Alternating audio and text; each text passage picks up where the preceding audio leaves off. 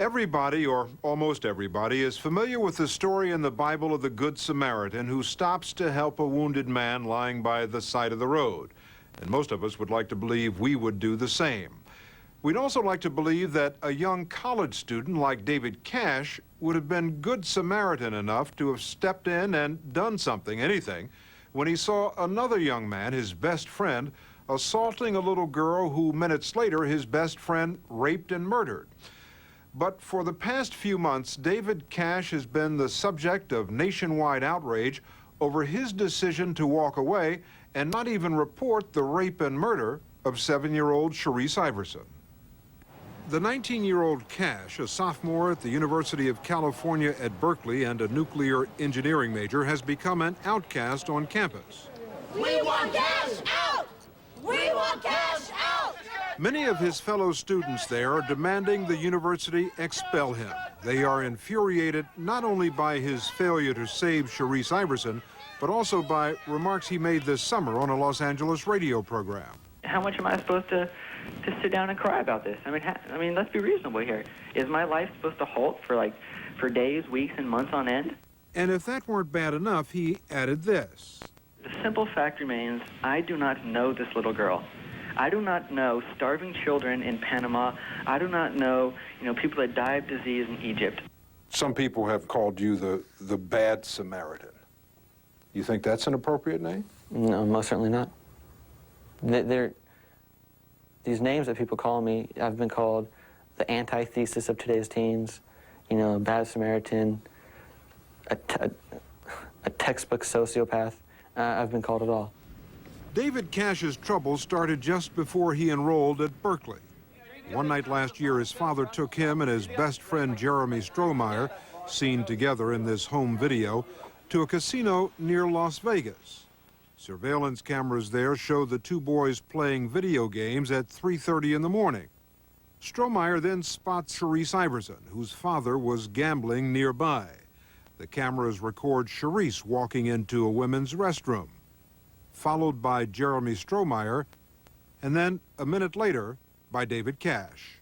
When I entered the bathroom, Jeremy Strohmeyer and Sharice Iverson were throwing paper towels at each other. They were just playing, seemed just horsing around. And it came to a point where Jeremy grabbed her and took her into a stall, to one of the bathroom stalls. I went into the adjacent stall, looked over, and Jeremy was restraining her with his left hand over her stomach and his right hand over her mouth. And she was trying to scream. He was muffling her screams.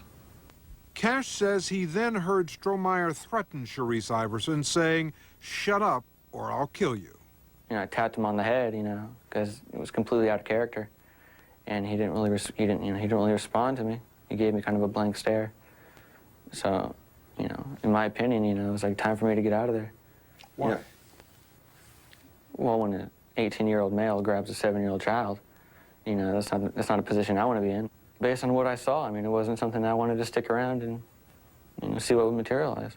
Did you say to him, "Jeremy, come on, stop, let's go"? I was giving him a look as if, that he shouldn't be doing that. But you never said, "Stop, get out of here, this is wrong."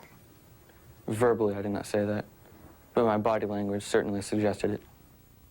According to the surveillance cameras, David Cash walked out of the bathroom about 2 minutes after he entered. Strohmeyer was seen leaving some 22 minutes later. But Sharice Iverson never left. Her body was discovered in the bathroom. She had been sexually assaulted and strangled. What did he say to you when he came out? He immediately confessed. Confessed? Yes. What did he say? He looked at me and said, I killed her. Just like that? Just like that. After Strohmeyer confessed to Cash that he had killed Sharice Iverson, they went to other casinos where they played slot machines and rode roller coasters for several hours before heading back home to California. Did you think to turn him in to the police? The thought crossed my mind, but I didn't act on it. Why? I know that his day of reckoning is coming. I didn't want to be the one that turned him in. You felt that was more important than to report a murderer? Even though he had told me that he had committed murder, it was really hard for me to fathom Jeremy as a quote-unquote murderer. But he told you he was. I understand that, but he's also my best friend. You know, we're taking AP English together.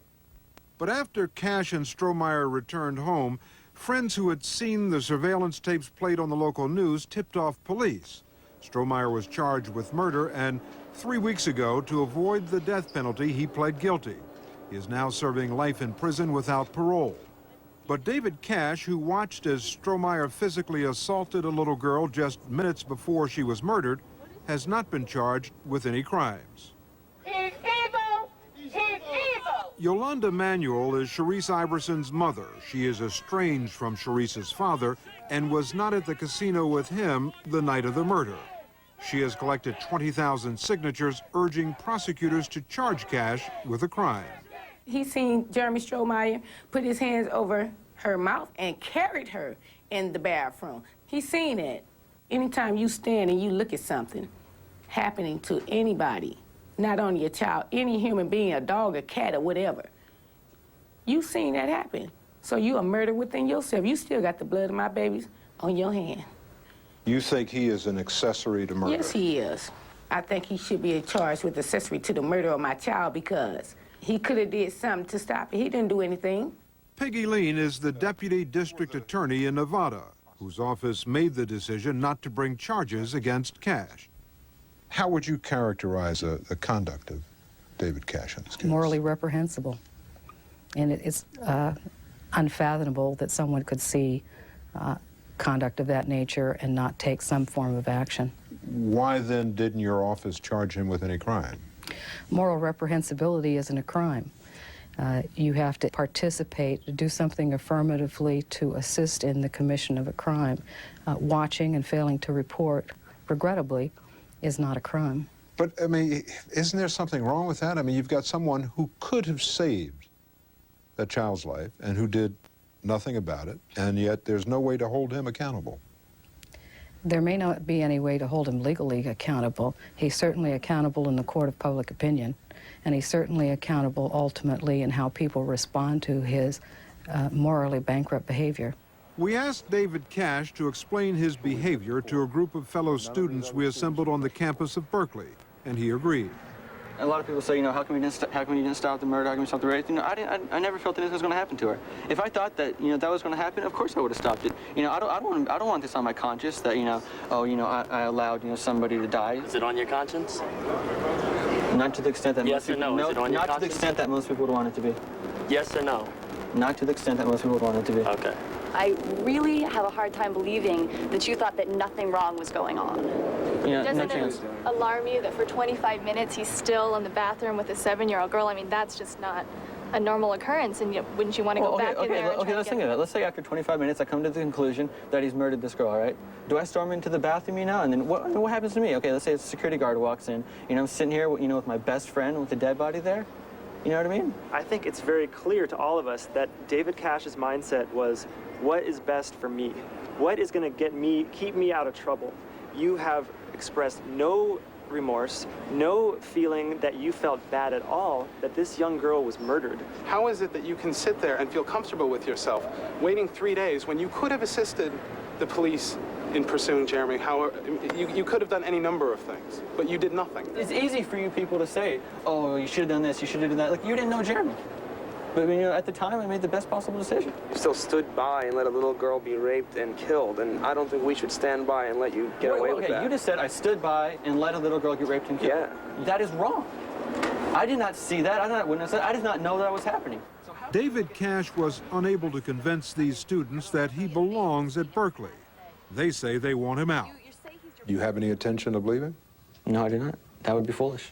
Why? Berkeley is one of the best engineering schools in the country. You know, why would I leave? You know, that would be stupid. A number of students say that they're going to take matters into their own hands and in essence, run you out of here. Can they? They will fail. I have no intention of leaving. Despite the uproar on campus, Berkeley Chancellor Robert Berdahl says he cannot expel Cash because he hasn't committed a crime and he hasn't broken any university rules. David Cash has done reprehensible things in not acting, I think, to intervene. He said outrageous things. But even when students act in an outrageous fashion, we can't simply take an arbitrary action against them on the basis of some kind of moral outrage that people feel. Does the university have a moral responsibility to do something about students who behave so atrociously? What has offended the community sensibilities, I think, are the things that he has said. Berkeley is, for better or worse, the home of the free speech movement, and we are not about to punish students simply for exercising the right of free speech, no matter how outrageous and objectionable things they may say. What David Cash did or did not do in this case is perfectly legal, not just in Nevada, but in nearly every state.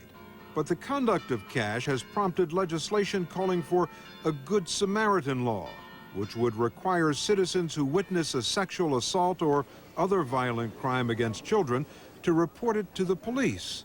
Surprisingly, it does not have the support of many in law enforcement, including the prosecutor in the Sharice Iverson case. Should we as a society punish this as a crime? It's basically an attempt to legislate morality. And historically, we haven't been very successful in our efforts to legislate morality. From prohibition to prostitution, you can tell somebody not to do it, you can regulate it, you can punish it. But ultimately, it doesn't do a very good job of changing the conduct. Sharice Iverson's mother disagrees with the prosecutor. Yolanda Manuel says a Good Samaritan law is the only way to punish the David Cashes of the world. David Cash needs to be locked up. I want his education taken away from him. My child would not be able to go on with her education. She was 7 years old. She would not be able to go to junior high. She would not be able to go to high school or college and beyond. Have you ever said anything that would say, Miss Manuel, I'm sorry about what happened. I wish there was something I could have done. Have you ever expressed that to her? No. Maybe not in those exact words, but you haven't. No, but I mean, that's definitely a good idea that I definitely should. A year and a half later, yeah, it is kind of a good idea. You disgust me, seriously. Like, it's taking all my energy to sit here and sit in front of your face. But yeah. You know, the simple fact is there's one person that killed Sharice Iverson. There's one guy, Jeremy Strohmeyer. And there's one other person who could have stopped it. Technically, I could have stopped it, but based on what I saw, I didn't feel her life was in danger. If you could go back to that night and do it all over again, what would you do differently? I don't feel there's much I could have done differently.